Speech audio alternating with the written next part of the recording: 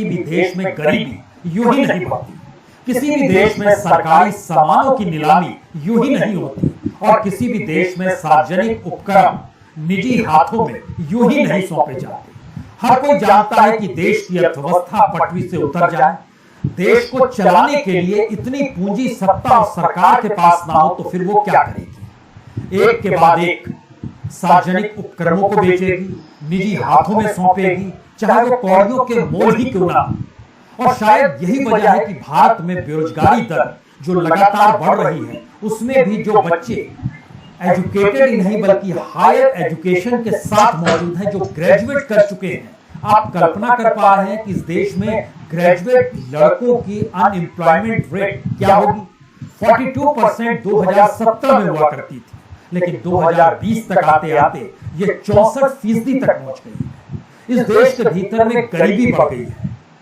NSO का data निकल कर आया, लेकिन सरकार ने वो डाटा भी छुपा लिया और 2013-14 में जो पॉवर्टी लाइन 22% को दायरे में लिए हुई थी, वह 2019-20 में 26% तक पहुंच गई। लेकिन सवाल है, डाटा छुपाने से या सार्वजनिक उपक्रमों को बेचकर किसी तरीके से इस देश को चलाने की प्रक्रिया इस देश को आगे नहीं बढ़ा सकती।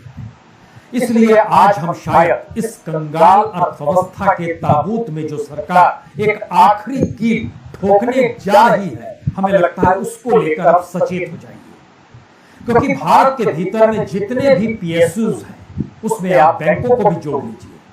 जो भी कंगाल होने की स्थिति में आए, उसको एक ऑर्गेनाइजेशन ने पैसे से मदद किया। भारत के भीतर में बैंक भी डूबने लगे तो उसे भी इसी ऑर्गेनाइजेशन ने अपना पैसा देकर उसे मजबूत करने की कोशिश की। और भारत के लिए पहली पंचवर्षीय योजना से लेकर 2017-22 तक जो आखिरी पंचवर्षीय योजना इस देश में चल रही है, उसमें भी सबसे ज्यादा पैसा नहीं बल्कि एक लिहाज से पूरा पैसा ही जिस ऑर्गेनाइजेशन का लगा हुआ है, वह भी संयोग से सरकारी है। और 1956 में इस देश में बीमा क्षेत्र को लेकर जब नेशनलाइजेशन का जिक्र हुआ था, उस वक्त नेहरू ने कहा था पार्लियामेंट के भीतर में, हम इसलिए इसका राष्ट्रीयकरण कर रहे हैं कि लोगों का पैसा जो बीमा क्षेत्र में लगेगा उसको कम से कम लूटने की प्रक्रिया ना हो, क्योंकि अभी तक जितने भी प्राइवेट सेक्टर्स थे वह बीमा के नाम पर लोगों को लूट रहे थे। तो सबको एक साथ कर 1956 में पार्लियामेंट के भीतर एक कानून बना था। लेकिन कल्पना और परिस्थितियों को देखिए, 65 वर्ष के बाद उसी संसद को इंतजार हो चला है कि अब एक कानून पास करेंगे जिसमें इस बीमा क्षेत्र को निजी हाथों में सौंपने की तैयारी होगी। इसको टेक्निकल वर्ड में आईपीओ कहते हैं, लेकिन आईपीओ एलआईसी का। एलआईसी भारत में एक ऐसी संस्था है जो दुनिया की किसी भी संस्था की तुलना में सबसे बड़ी है। एक ऐसी संस्था है जिसमें किसी भी देश के नागरिकों की संख्या उस ऑर्गेनाइजेशन से जो जुड़ी हो वह सबसे ज्यादा है। जितनी बड़ी पूंजी उस ऑर्गेनाइजेशन यानी एलआईसी में लगी है, उतनी दुनिया के किसी भी ऑर्गेनाइजेशन में जनता का पैसा नहीं लगा है। लेकिन 100% हिस्सेदारी बीते 65 वर्ष से इस देश की सरकार के पास रही और इस एलआईसी ने खूब पैसा कमाया, खूब पैसा बनाया। देश भर के हर कमोवेश हर राज्य में और हर राज्य के हेडक्वार्टर्स यानी कैपिटल में ही नहीं बल्कि तमाम जगहों पर उसके अपने दफ्तर हैं। इतनी बड़ी तादाद में उसमें कर्मचारी काम करते हैं जो लाखों की तादाद में। इतना बड़ा स्टाफ, इतने सारे ऑफिस और इस देश के 24 करोड़ लोग अपनी पॉलिसीज के साथ एलआईसी से जुड़े हैं। यानी कल तक यानी अभी तक भी जो दूसरों को खरीद लेता था, अब उसी को अगर बेचने की तैयारी हो रही है, तो क्या ये भारत की कंगाल होती अर्थव्यवस्था के ताबूत में कहीं आखिरी कील तो साबित नहीं होने जा रही है? आज इस बात का जिक्र इसलिए जरूरी है क्योंकि पहले एक स्थिति देख लीजिए, सिर्फ 5 करोड़ भारत सरकार ने 1956 में दिए थे और एलआईसी उसके बाद लाइफ इंश्योरेंस कंपनी बनी थी।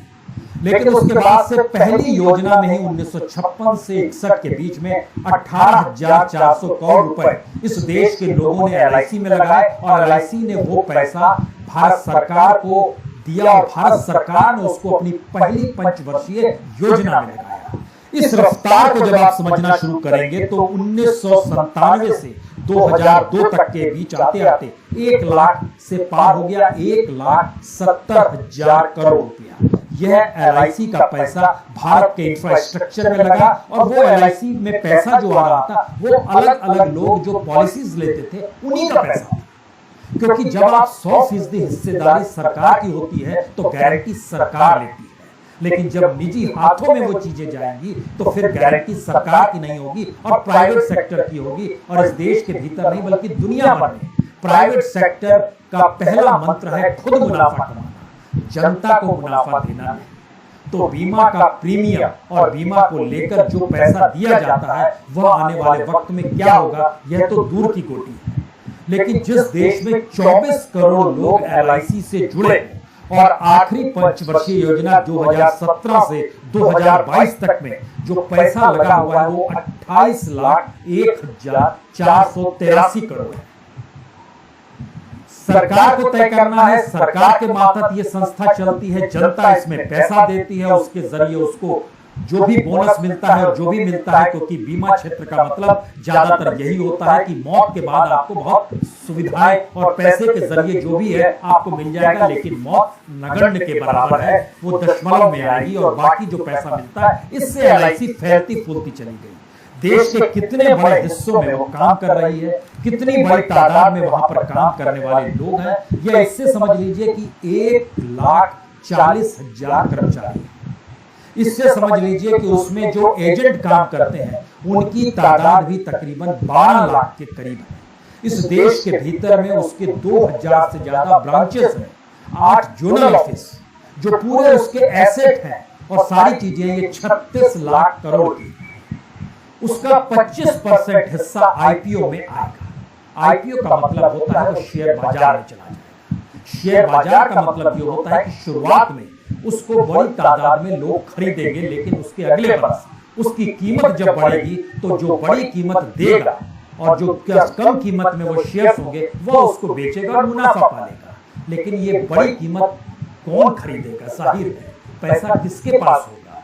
आम आदमी के पास नहीं होगा। इस देश में जिसने प्रीमियम ले रखा है उसके पास पैसा नहीं होगा, कॉर्पोरेट के पास होगा, इंडस्ट्रिस्टों के पास होगा। इस देश के भीतर में जो भी पूंजीपति है उसके पास पैसा होगा। LIC पर धीरे धीरे प्राइवेट हाथों का कब्जा फैलता चला जाएगा। लेकिन उससे पहले जरा एक डॉक्यूमेंट हमारे पास है जो LIC ने किस किस रूप में कितनी मदद इस देश को की है, इसको आप सिर्फ इससे समझ लीजिए कि इस देश के भीतर में जो लोग भी इस वक्त अपने आप को दिवालिया घोषित कर देते हैं और वह पैसा बैंक से उठाते हैं, उन बैंकों को भी पैसा LIC ने दिया होता है। जैसे पंजाब नेशनल बैंक। भारत की स्थिति ऐसी हो गई है जहां पर पहली बार भारत उस कंपनी को भी बेचने को तैयार है जो उस कंपनी की हैसियत तमाम कंपनियों को खरीदने की है। क्योंकि ध्यान दीजिए BPCL जो डिविडेंड सबसे ज्यादा जिसने इस बरस दिया तकरीबन 8,600 करोड़ रुपया, उसको खरीदने के लिए भी अभी जो कमाई सरकार सोच रही है वो 45 से 50,000 करोड़ के बीच में सोच रही है कि वह पावर दे दिया जाए। उसके लिए अलग अलग बिड हुई है, लेकिन अभी भी किसी ने लिया नहीं है। तरीका सरकार के पास दूसरा बच नहीं पा रहा है, क्योंकि इस देश के भीतर में कोई भी कुछ भी अगर लेगा तो उसको उसके लिए मेहनत भी करनी होगी और इस देश को आगे बढ़ना भी होगा। लेकिन देश के जेब में तो पैसा ही नहीं है। जो कंज्यूमर क्लास था उसके पास पैसा नहीं है। मिडिल क्लास टैक्स के तले दबा जा रहा है। अब अपर क्लास जो है वो समझ रहा है कि उसकी इंडस्ट्री में काम नहीं है, प्रोडक्शन बंद है, मैन्युफैक्चरिंग सेक्टर बंद है। एक के बाद एक मैन्युफैक्चरिंग की स्थिति को भी अगर देखना शुरू कीजिए, कल ही तो ऐलान हुआ है कि फोर्ड अपने मैन्युफैक्चरिंग को बंद कर रहा है। इससे पहले जनरल मोटर्स ने बंद किया था, हार्ले डेविडसन जा चुका है। ये सारी परिस्थितियां क्या बतलाती है कि भारत के भीतर का वो मार्केट गायब हो चला है जो कि कंजर्वेटिज्म यानी उपभोक्ता पर टिका हुआ था, जहां पे खरीदार की जेब में पैसा। अब आपके पास ना रोजगार है और ना ही रईसी है, लेकिन सरकार की रईसी और सरकार चलाए रखने के लिए जो बेसिक पैसा चाहिए वो पैसा हम इस देश को ही बेच दें क्या? क्योंकि LIC का बिकना और LIC के IPO में तब्दील होकर धीरे धीरे शेयर मार्केट के जरिए वो शेयर ट्रांसफर होना पैसे वालों के पास, ये एक प्रक्रिया है बहुत धीरे धीरे। जिसमें वह कॉरपोरेट के हाथों में एलआईसी भी चली जाएगी। लेकिन यह भी समझिए कि वो तमाम कॉरपोरेट्स एलआईसी के प्राइवेट सेक्टर में अपनी हिस्सेदारी लगातार कर रहे हैं, क्योंकि जब एफडीआई लेकर आए अटल बिहारी वाजपेयी, उसके बाद से इस देश में 16 कंपनियां आई जो बीमा क्षेत्र से जुड़ी थी। आज की तारीख में बीमा क्षेत्र से जुड़ी हुई प्राइवेट कंपनियां जिसका कहीं कोई भागीदारी है, वो ऐसी संख्या उसकी लगभग 50 है। लेकिन उसके बावजूद भी उनका सबका शेयर मिलाकर भी 30% से ऊपर नहीं जा चुका है। एलआईसी अपने आप में 70% शेयर के साथ मार्केट को घेरे हुए है। तो जो प्राइवेट सेक्टर पे लोगों का भरोसा नहीं है, उसी प्राइवेट सेक्टर के हाथों में यह सरकारी परिस्थिति भी अगर आप सौंप रहे हैं, और उस बड़ी पूंजी के साथ जो देश के अलग अलग हिस्सों में जिसकी एक पहचान और पकड़ है, अगर वह आईपीओ के जरिए, ये बहुत साफ है कि आईपीओ के बाद सरकार कह रही है कि हम पॉलिसी धारकों को सोवरेन गारंटी देंगे। लेकिन सवाल है कि फर्स्ट आईपीओ आएगा, कुछ दिन बाद देश की नब्ज टटोली जाएगी, फिर सेकंड आईपीओ भी आएगा, तब तक इस आईपीओ की कीमत शिफ्ट हो चुकी होगी शेयर मार्केट के हिसाब से, और धीरे धीरे कॉर्पोरेट का ये खेल जो शुरू होगा, इसको आप इसलिए भी समझिए क्योंकि इसमें हर उस कॉर्पोरेट, बड़े कॉर्पोरेट की रुचि है जहां पर एक मुश्त कंज्यूमर उसको मिल रहा है, और एलआईसी का कंज्यूमर एक मुश्त मिल रहा है।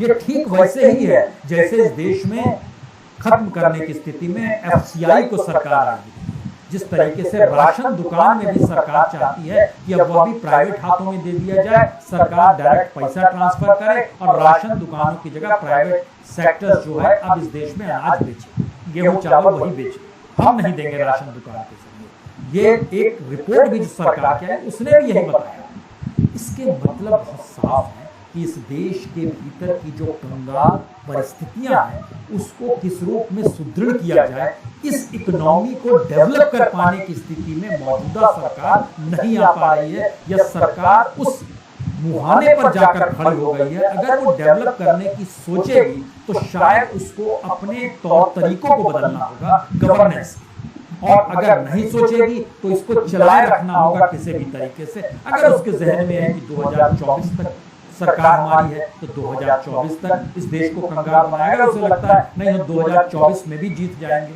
एक भ्रम की स्थिति इस देश में बनी हुई है, तो 2029 तक ये देश कंगाल होगा। लेकिन सवाल है कि ये देश तो रहेगा ना, यहाँ के लोग भी रहेंगे, यानी राजनीतिक सत्ता आने वाले 2 साल में, 3 साल में, 5 साल में, 10 साल में कभी भी जाएगी, तो लेकिन जो भी देश चलाने आएगा उसके सामने तो यही देश होगा, और इस देश की अर्थव्यवस्था के ढांचा भी उसके सामने यही होगा।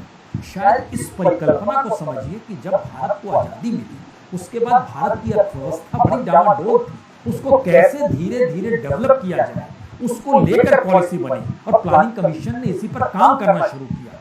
लेकिन आज की तारीख में उस सफर पर गुजरते गुजरते जब हम 75 साल आजादी के बाद आए हैं, तो हमारे सामने कोई विजन काम नहीं कर रहा है कि इस देश को मजबूत कैसे किया जाए।